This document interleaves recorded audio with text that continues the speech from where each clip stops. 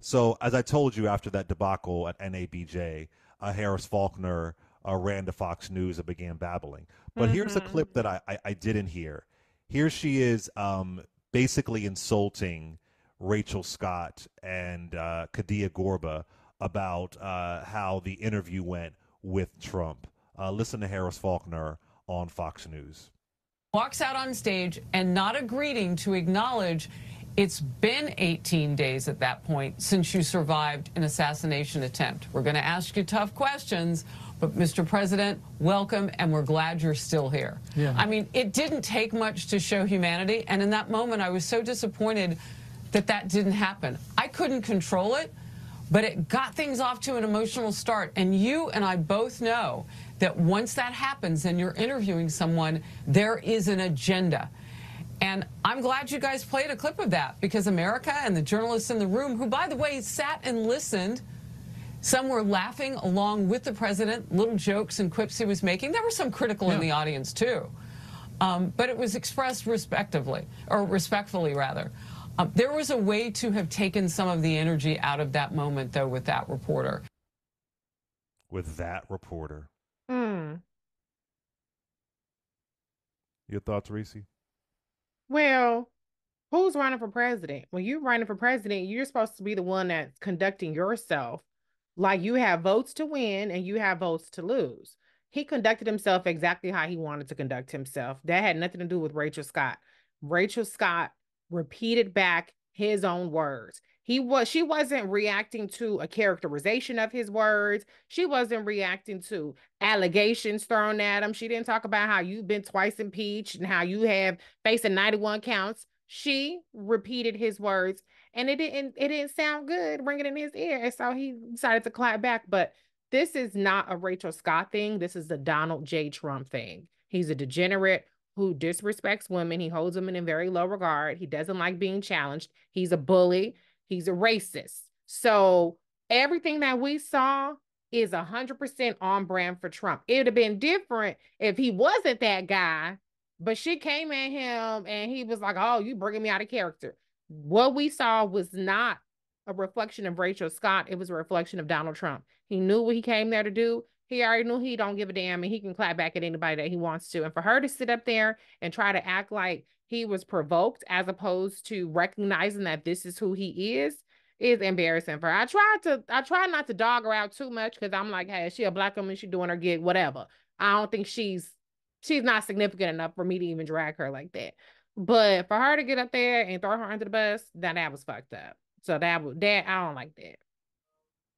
Uh, and also, Trump is not used to being in any kind of outlets where he's being challenged. Yeah. He's used to being on Harris Faulkner's outlet, Fox News. She just interviewed him recently. He's used to being on right wing media outlets where he's always being coddled. So he's Mm-hmm. not used to being challenged. And I thought the way she opened the interview was good.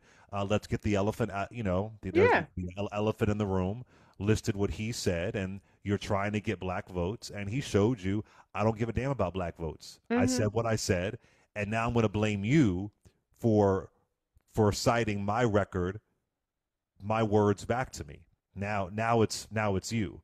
So, and I knew Harris Faulkner would do that, and that's why she was there. So now she can go to Fox News as the black woman who was on the stage and say, "Hey, I was there. Here's what she did wrong." Now I haven't heard Rachel Scott in any way, shape, or form critique Harris Faulkner. This is what I'm talking Yeah. about.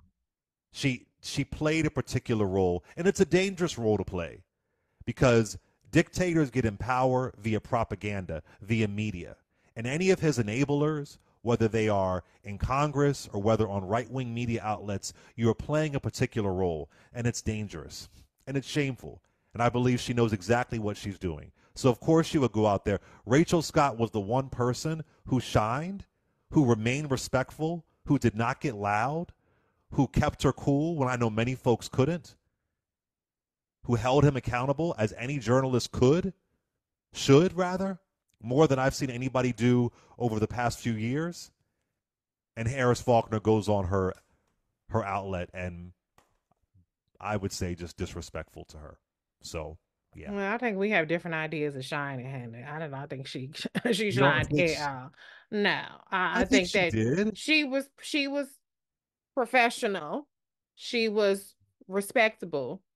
And he modeled up her ass all throughout the doggone thing. Now, did he look good doing it? No, he looked like an asshole, but I don't know. To me, that's not my definition of shining. She did her gig. She did her job. I'm not going to hate on her, but that wasn't a shining moment for me because at the end of the day, you still let him sit up there and play in your face. And that's fine. That's fine because that's what so-called air quotes professional. But to me, shining, my definition of shining would have been like, bro, we're not doing that. Now she don't have to use slang or she don't have to, you know, do her head and do Turn the, black. yeah, she don't have to turn black. She don't have to code switch, but like the same way that let's take Vice President Kamala Harris, for instance, when she was with Pence, I'm speaking. Like I'm just saying there's just certain ways to when I define shining, I define doing something that isn't necessarily just expected in that moment. To me, it's expected for you to sit up there and ask a question and let him just knock your head around for the next hour or whatever and disrespect you, and then you just sit there and take it and be like, but I'm professional and I'm not saying that she didn't do nothing wrong. I'm not saying she did anything wrong. I'm just Either saying way, to she me that's couldn't not win. shine. Huh? If she would have did that, they would have called her unprofessional. They would have called her They did that anyway. unhinged. They did that anyway. Did you not just hear how Harris talked about her? She just talked about it like she wasn't shit. She was hot.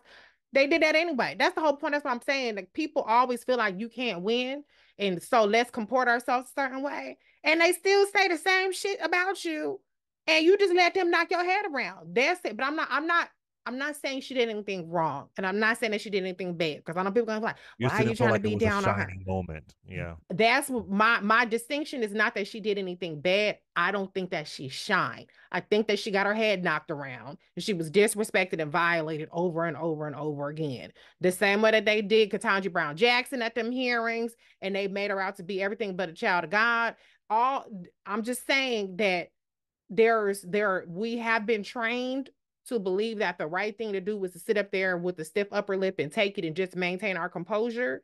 And you do that and they still call you everything. So for me, so I said we just have different definitions. And I'm okay with your definition for you. But my definition is that was not a shining moment.